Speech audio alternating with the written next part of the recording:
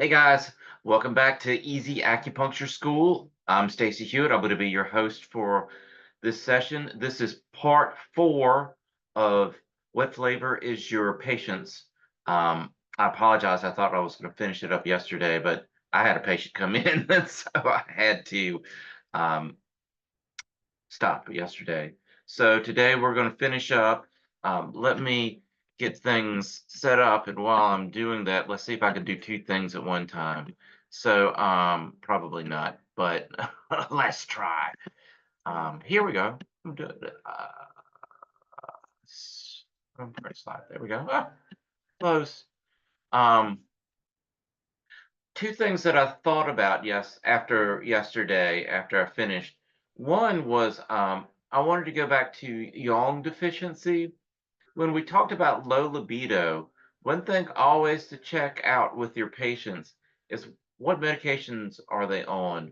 Because there's a lot of medications out there, antidepressants, blood pressure medications, just to name a few, um, that can affect uh, people's libido and performance, which in turn can affect their libido too. Because if you are having performance issues, then a lot of times you will have, say, lower libido. The other thing that I wanted to mention, I had a funny story that I said I was going to tell, and then I forgot to tell you guys this. So, and this is in regards to dampness and the accumulation of dampness. I think the slides mentioned about nausea and vomiting, when you'd had fluid accumulation. So I had a patient to come in this week, and she was like, "Oh, my back hurts, my back hurts." And I was like, "Well, what's going on with your back?" And she was like, "Well, I was up late last night cleaning. I was on my hands and knees cleaning." And what had happened was she said her teenage son had who's into like pumping up and lifting weights, had right before he went to bed, he drank very quickly 3 protein shakes, and then he went to bed, and then within 10 minutes he threw up everywhere, like like the exorcist projectile vomiting. He got really sick, and that's gross, but that's an example of what they're talking about. A very an extreme example, and probably not one that you will see many times in clinic, but that was where they accumulated too much dampness too quickly, meaning they drank too much too quickly, and then they got nauseated because there was too much dampness, too much liquid in their body. But anyway, um, hopefully, like I said, you probably will not see many stories like that in clinic, but or with your patients. But that's just an example, real life example. So let's get back to phlegm, and we're going to finish this up today. And like I said, sorry yesterday that I had to cut it short because I was just doing these in between patients. So phlegm. So what is phlegm? Phlegm is really like, let me move my picture over so you can see this slide. Well, let's try it over here. Um, Phlegm can be basically similar to what we know it in the Western med world is sputum, like very coagulated, sticky type of sputum, something that's easily stuck in the throat and the chest. It's hard to cough up. Like I said, very sticky, and that can be one thing that we can think of when we think of phlegm. All right. But the other thing, which is interesting, and we'll get into this a little bit, it's a little complex. So I'll try to make it simple for you. I'm trying to, oops, hold on for 1 second. I'm going to show video panel. Sorry. I was trying to get this floating guard to disappear. Sorry. Another part that you'll see, and I was really fascinated when I was a student with this, was the whole aspect of the invisible aspect of phlegm. meaning like you'll see patterns that will say misting the mind, or I'm sorry, phlegm misting the mind, or phlegm misting the orifices of the heart. It's like, whoa, what is that? That's really very esoteric. And there's this energetic quality about phlegm that, why they call it invisible phlegm, is basically when you equate some of the actions that your body's taking, or how your emotionally, what your emotional output is. It's like, imagine it's the same quality of phlegm, being slow, sticky, very purulent. Sometimes they'll call it that, and just very solid, slow, very um, sedated kind of feeling, or presentation. And that's what they're kind of talking about when they talk about um, the invisible qualities of phlegm. Usually, when we get into like some of these phlegm misting the orifices or the mind or the heart and all that stuff, it's really more extreme cases. And I'll give you an example in just a little bit, um, of a guy that I saw in New York, and he was the quintessential of the phlegm misting the mind. Um, but wait a minute, did it skip one thing? Sorry, this thing's possessed right now. The phlegm is misting my computer. That's what's happening. So, so we talked about the invisible aspect. And phlegm, another thing that's interesting is always a secondary pathogenic factor, meaning it's a result of something else. It's always a result. It's just not like it magically appears. And here are some examples of the different organ systems and how they can contribute to that phlegm appearing. So spleen Qi deficiency, we saw that in dampness prior, but the spleen's all about the transportation and transformation, T&T, of dampness, and then when it's not of fluids, the transportation transformation of fluids, and when it doesn't do that its job correctly, then you start to see dampness, and then that ends up turning into phlegm. Um, and there was an interesting saying, and I probably should save it to the next slide, but there was always you read in the classics where it would say, the spleen, when it's not doing its T&T, transformation, the spleen creates the phlegm, and then the lungs hold it. It's like, or the vault for the phlegm. So anyway, when it's not doing its TNT, it's not transforming the fluids like it should, getting rid of, like we've talked about it being a little pump, village pump, so to speak, getting the dampness out of from being stagnant, keep it moving. When it's not doing that, um, then you'll start seeing issues like fatigue. And we've talked about these symptoms before with the spleen: fatigue, poor digestion, loose stools. The stools are loose because we mentioned this in dampness, that there's excess with dampness. There's excess water, so it's going to be watery stools, and a feeling of heaviness. The heaviness is because of the body trying to fight off the phlegm and the dampness, and it's getting fatigued from that. It's feeling heavy from the dampness or the phlegm. I'm sorry, and then also when the spleen's not working well, then you're not extracting the nutrients that you need, and so you're not feeling vital. So you don't feel like you can lift these limbs that are heavy feeling. So, like I said, that's with spleen Qi deficiency. Lung Qi deficiency, the lungs are the vault for the phlegm, right? They're responsible, but they're also, and when they're healthy, they're responsible for moving things around, distributing and expelling fluids through our breath, respiration.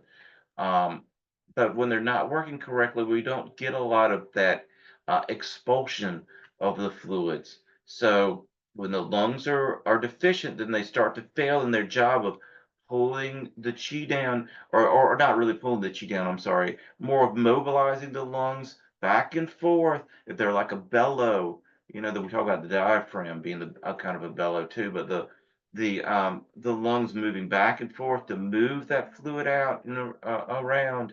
And when they're not fully inflating, not functioning, then you'll start to see some of these issues, this fluid and this phlegm buildup. Basically, when they aren't strong enough to expectorate the phlegm out. Symptoms: chronic coughing, shortness of breath. I can't breathe because my lungs full of phlegm, right? And then sensation of tightness. That phlegm will cause tightness in the chest. Kidney yang deficiency. So when kidneys, when the yang aspect of the kidneys start to become deficient, then the assistance that the kidneys provide the lungs, meaning grasping the chi and pulling it down so the lungs can fully expand. We talked about that earlier. Um, when that happens, when the kidneys, especially the kidney yang, are weak, functioning aspect, energetic aspect of the kidneys, when that's weak, then you start to see phlegm build up as well. So some of the symptoms: coldness. Kidney yang's all about not generating enough body heat. Lower back pain, that's a quintessential sign that you see everywhere for kidney yang deficiency or just kidney issues. Infrequent urination. Kidney yang is all about that. I've got to go a lot, or I've got to go a lot, especially at night. So those can be some of the things, as well as emotional stress. Emotional stress, anxiety and worry can disrupt the flow of chi. Think of liver. When the liver starts to get stressed out, gets frustrated, gets anxious, gets stressed out, then it stops doing its job of maintaining the smooth flow of chi, right? Or when the spleen's ability for its T&T is transformation and transportation of managing fluids. When the liver gets frustrated, it starts attacking things, right? We saw that in a few slides earlier, and the spleen is one of its primary targets. Not its only target, but it quite often attacks the spleen, so the spleen can get worn down by the liver attacking it, or if there's a lot of worry, that weakens the liver. So suddenly the liver, I mean, sorry, it's a lot of worry starts weakening the spleen. Worry is spleen, worry is spleen. I didn't mean to say liver. Um, when that worry starts to weaken the spleen, then it can't do its transformation or transportation of the fluids. Its T&T has gotten wet, so is the dud. So you start to see an accumulation of phlegm. So emotional instability or so is one of the symptoms. Also, if there's emotional instability, look to see what type it is, and then see what that organ's doing. Also, if it's all of if they're like every type of emotion, worry, fear, sadness. If I feel everything, then it could be heart. But look at heart too, with any kind of emotional stuff. That's a little confusing, and that's for a completely different lecture. Because, like I said, I've got a very good one on emotional content and the Shin. But anyway, that's neither here nor there for today. The symptoms: emotional instability. Like I said, look at the heart. There's can be mental fog, um, some digestive disturbances, but when I say usually more extreme, um, I'm talking about the emotional instability or the cognitive function. Usually it's like I've got a lot of mental fog. My head is really full of just cotton. I can hardly think. Or with the mental instability, those are when you start seeing patterns where people are extremely bipolar or extremely, extremely depressed or just at a point where they really need to be institutionalized. And here's the example. Here's a good example to think about. And I mean, not everybody that you see with phlegm has to be institutionalized, but it's usually a lot more extreme than dampness. That's what I'm trying to say. But here's an example. I was in New York. No, this is probably before COVID. So several years ago, and I remember walking down the street, and it was packed probably like around 5 o'clock, rush hour time, but the sidewalks were packed, and you just saw them parting. The populace was just parting for this one guy, and he was walking and he was shaking, not because he was cold, it was just from the mental instability that he was going through, and he'd be like, I want to get you, I want to get you. And when he walked by, he was just shaking, and I remember his teeth chattering, and he just saw all this phlegm. I mean, it wasn't just mucus, clear mucus. It was thick beads of phlegm just coming out of his nose and him coughing it out of his mouth. That's before we had to worry about COVID and people coughing, I guess. But he was just crazy, and he had the three sides white, which means if you can see the whiteness around the pupil on three sides, then that might mean somebody has a little bit of instability. I mean, he was just like possessed. It's like something out of The Exorcist. But that's what I'm talking about when phlegm is involved and a person's emotional state is more extreme. Not every patient that you have that comes in that has something like phlegm misting the mind or phlegm misting the heart is going to be like that guy. But they will have some very more extreme moods, let's say. So phlegm, when we're talking about the sources of where it can come from, it also can invade from the outside, right? So when we look at dampness accumulation, like if you're living in a humid climate, like if you guys have ever been in the jungle before, or been down in Mexico or Peru or South America, you can never keep your clothes dry. So that's a prime example of what they're talking about being in a humid climate. Dietary habits, consuming too many damp producing foods, and we're going to talk about that in more detail in the next slide. That is another cause of another reason that we can accumulate dampness from external factors. Um, the symptoms that you see of heaviness, swelling, and a feeling of fullness or sluggishness, that's very similar to symptoms that you see in dampness, but these are a little more extreme. They're like I said, they just also they hang around more because they're more sticky. But here you go, improper diet high in producing foods, uh, dairy products, sugary foods, fatty or greasy foods can lead to the formation of phlegm. You always see something about fatty and greasy foods um, in Chinese medical texts. When they were coming up with all this, they must have been eating a lot of fried foods back then.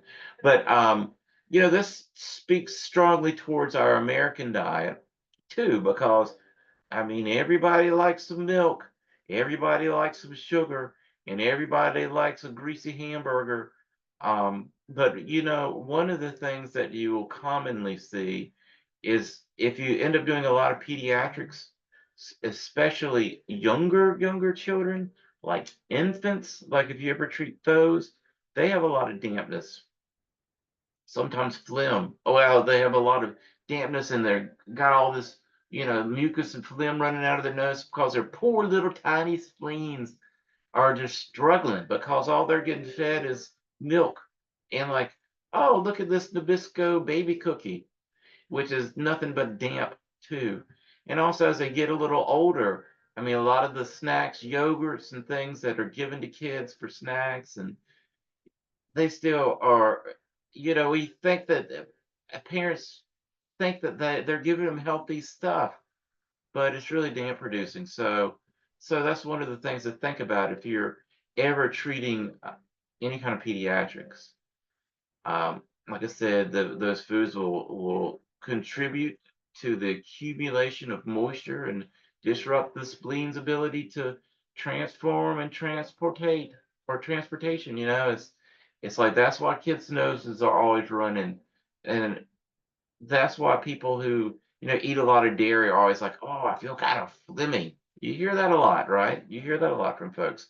So digestive discomfort weight gain, eating too many, ho-hos, and a feeling of heaviness. Dampness and phlegm have a very similar quality of making you feel heavy because your body is trying to fight it off, trying to get rid of it, but also it's just a lot of the systems are get overburdened by the phlegm and dampness, so they're not performing up to their peak, like the spleen extracting the nutrients from the food so you can feel vital. So the other thing, so phlegm, external pathogenic factors, other factors that are outside of the body, right? Exposure to cold and damp weather. I mean, we all know about catching a cold or something, or the flu if you've been outside, when it's cold and rainy, cold and snowy. So that's what they're talking about here. So you've got cough with phlegm, feelings of coldness, symptoms worsening in damp weather. Like when you're sick with a cold or the flu, you don't want to go outside. So that's what they're talking about. So, I mean, go outside when it's raining. That's what I meant. So that's what they're talking about, symptoms worsening in damp weather. Or if you got the flu, you don't feel like going swimming. You don't want to be around water. So here's another cause is really chronic disease or chronic illness. And think of this on multiple levels. One is like if you're laying around in a hospital bed and not moving, our bodies need movement to just move our lymph, our fluid, move things around, like not on a Chinese medicine level, just on a human body level. We need movement to move things around. So if you're chronically ill in a hospital bed, fluid's going to start to collect because you're not moving it around. That's why you'll start to see edema, um, things of that nature, because you're in bed, you're not moving. The other thing you'll quite often see in classical Chinese, well, and at least in medical text, but I think in the classical text too, they'll talk about in enduring disease, always check out the kidneys, or enduring disease will settle in the kidneys. That's what I've read in some classic texts. And what do they mean by that? Um, our kidneys are kind of like a place for our reserve energy. And when our body's sick and fighting off stuff, sometimes it'll call upon the kidney's reserve energy to help reinforce the troops. So if somebody has a really uh, bad illness that's lasted for a long time, the body will keep calling for reserves and calling for reserves, and then suddenly there are no more reserves left. There's no more reserve soldiers in the National Guard of the kidneys, no more reserves. So the kidneys become weak, and that's why they say the chronic, disease can uh, start to move into the kidneys because it is sucked away all the reserves. So they're saying basically bolster the kidneys because those or check them out because they're probably weak if somebody's been sick for a long period of time. So some of the symptoms are uh, respiratory issues, digestive issues, and just a general sense of being sick.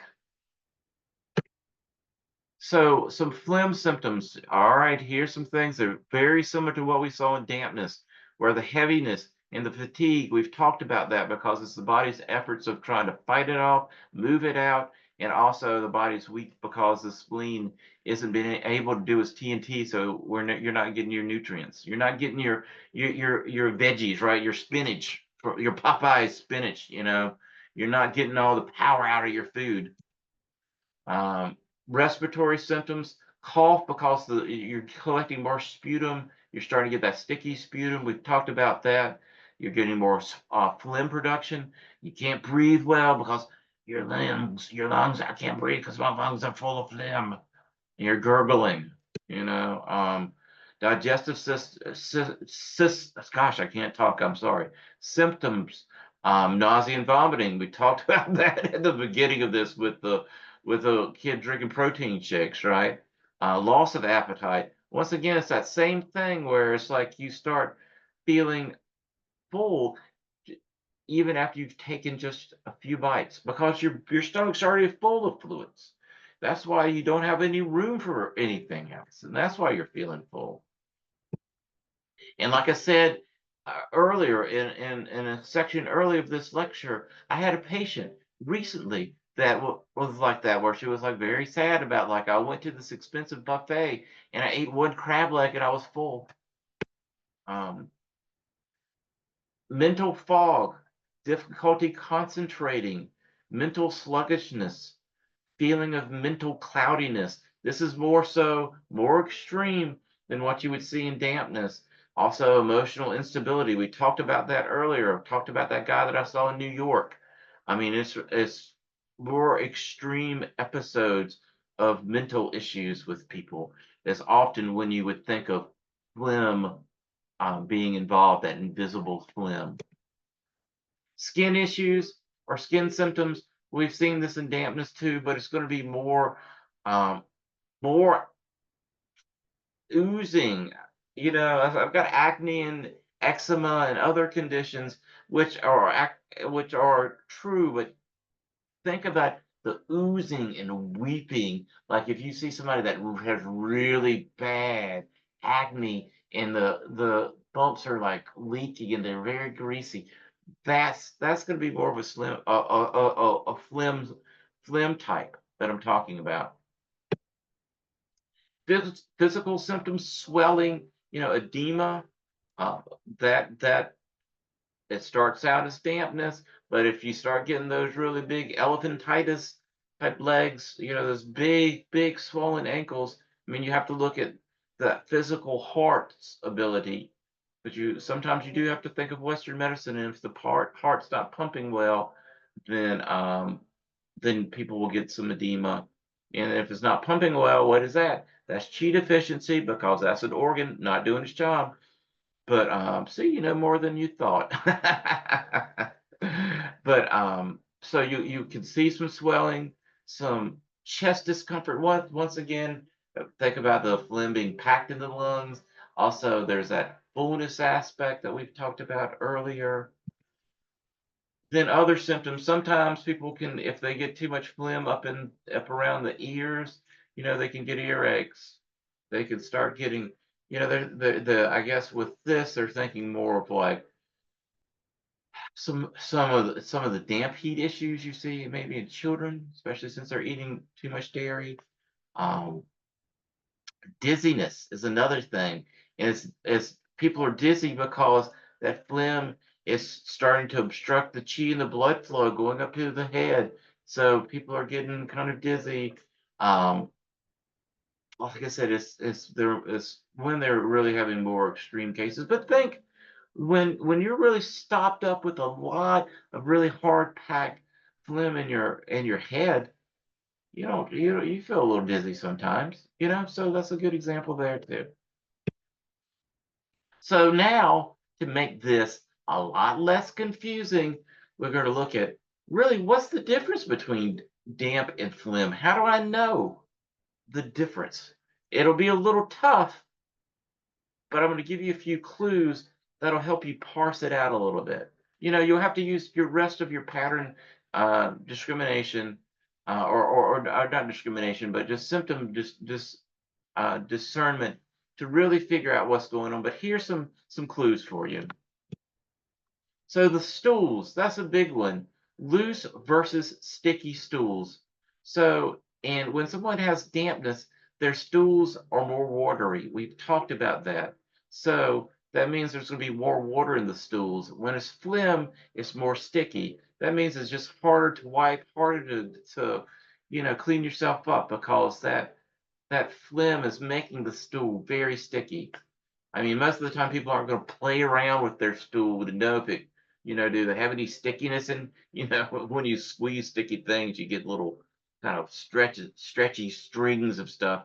They're not going to be playing with their stool. So basically, it's like, how hard is it to clean yourself up? And then another one, a big one, is there phlegm? Do they have phlegm? Or is it just a little trickle of like clear mucus, clear fluids? If it's thick, if they're coughing up this copious amounts of very thick, viscous stuff, or it's coming out of their nose, then that's probably phlegm. There's probably phlegm involved.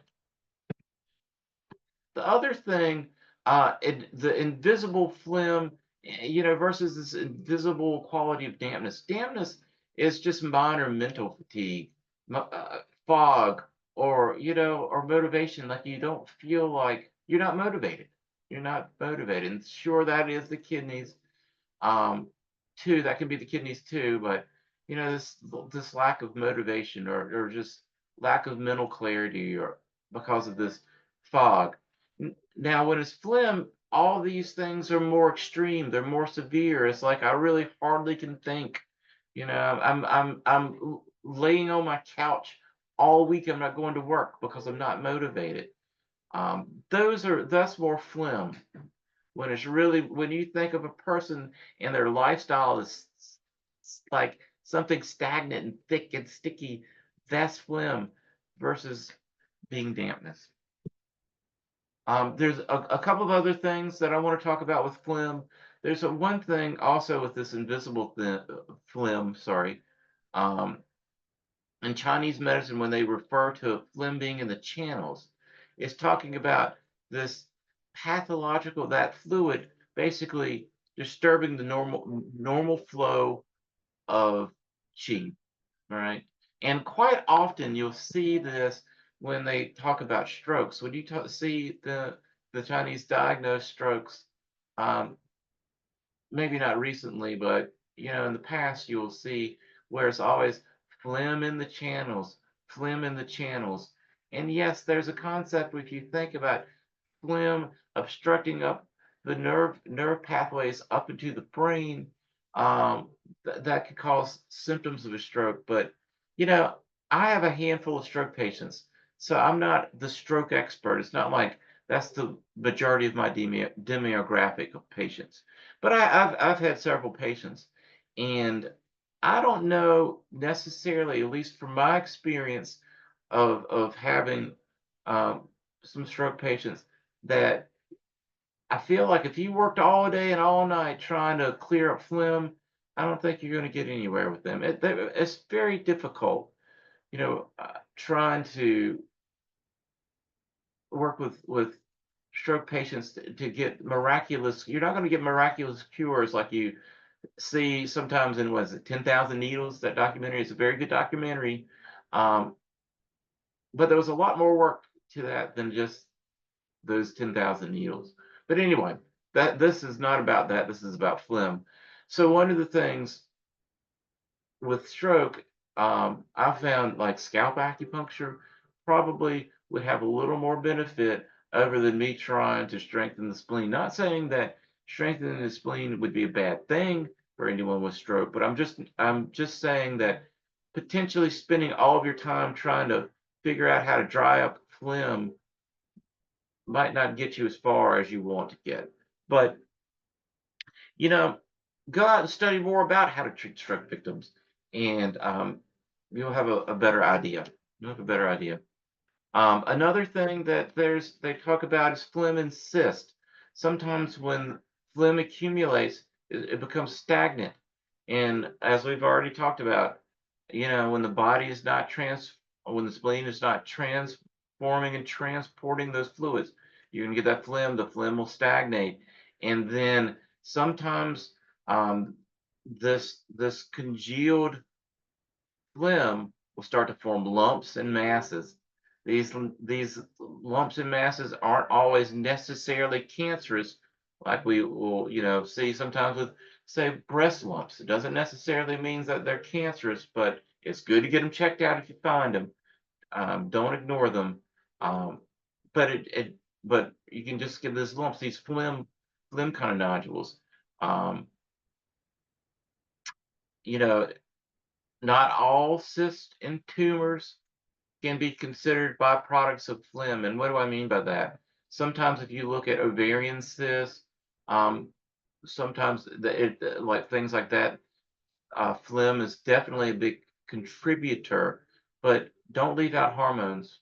I mean, I hate to talk about Western medicine when I'm trying to talk about Chinese medicine, but it's important to look at hormonal levels um, and other things when people start getting these cysts or tumors, just to make sure there's not something else that you need to try to regulate to help with these cysts or tumors. We're going to review real quick. We're almost done, guys. Woo, let me wipe all that dampness off my forehead from working so hard. So the review, real quick. Qi deficiency. The organ doesn't have enough qi to do its job. So that's what, so qi deficiency. Qi stagnation. Qi is partly or fully blocked. Think about the picture I showed you at the very beginning of that stream. When things get blocked, all the stuff behind where it's being blocked starts to get nasty and gross. And so you start getting symptoms. So, you can get discomfort, circulatory issues. Think about how blood follows chi. It's like a little dog on a leash, right? Moodiness. The liver's all about some moodiness when things get stagnant. Rebellious chi. I like this picture here. Rebellious chi when it doesn't pay to be a rebel. Remember, chi goes in a certain way with each organ energetically, right? Um, check out the chart that I did way in the beginning. Um, each organ that can be affected by this has its own symptoms. Also, check out the liver, because remember in that chart, the liver was attacking everything, you know. So the liver can be when it rebels, it it wants to rebel all over the place sometimes. So check out that chart again. That was earlier. Fluid deficiency, that's typically an example of when a patient is dehydrated, at least for this lecture series. Most of the time, 95%, that's what the case is.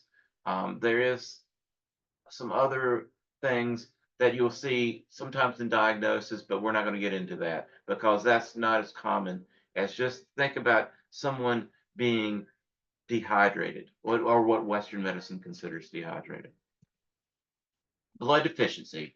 It's a condition where the blood quantity, that means you could be a few quarts low because you got shot by a gun and you had some mass hemorrhaging, or you had childbirth and you lost a lot of fluids. So quantity or quality. Sometimes it's not about the quantity of blood, it's about the quantity.